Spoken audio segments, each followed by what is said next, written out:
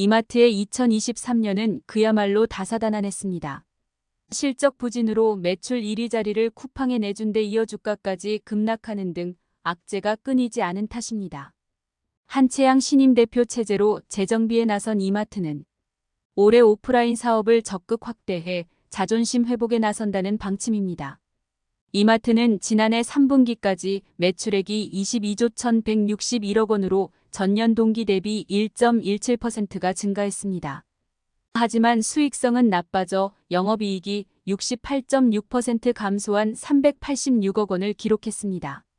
고금리와 원자재 가격 인상 여파가 연결 실적 하락에 영향을 미쳤다는 게 이마트 측의 설명입니다.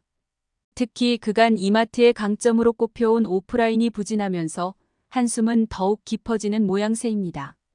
주력 사업인 할인점은 3분기까지 누적 매출액과 영업이익이 전년보다 각각 2.3%, 34% 줄었습니다.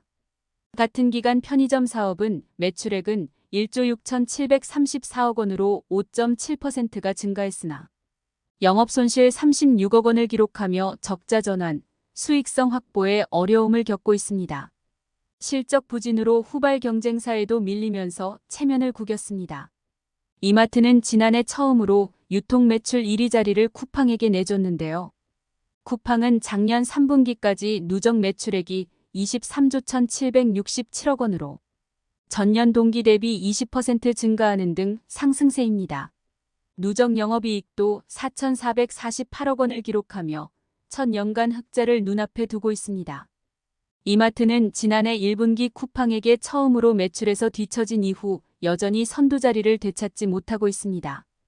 양사의 매출 격차는 지난해 3분기 누적 기준으로 1조 606억 원으로 4분기 성적을 더해도 연간 유통 1위 자리는 쿠팡이 차지할 가능성이 높습니다.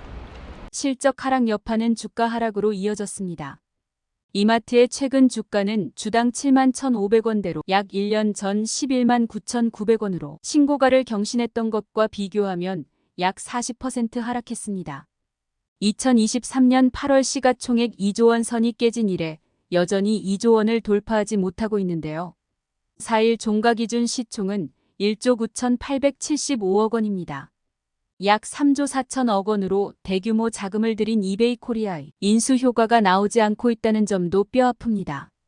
이마트는 지난해 지마켓을 중심으로 온오프라인 통합 멤버십, 신세계 유니버스 클럽을 선보이며 반등을 위한 승부수를 띄웠으나 아직까지 가시적인 성과가 나타나지 않고 있습니다.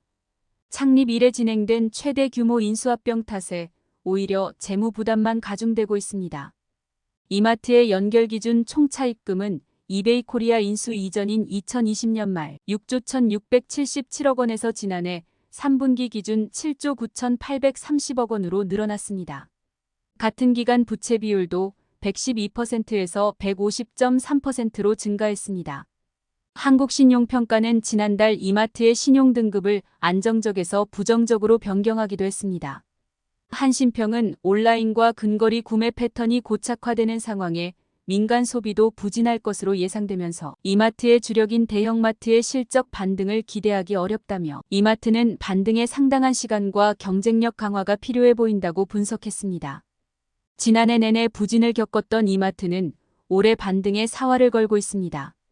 정용진 신세계그룹 부회장은 신년사를 통해 기존의 시스템과 일하는 방식을 전부 바꿔야 한다며 사소해 보이는 한 클릭의 격차에 집중해야 경쟁사와의 차이를 만들 수 있다고 말했습니다.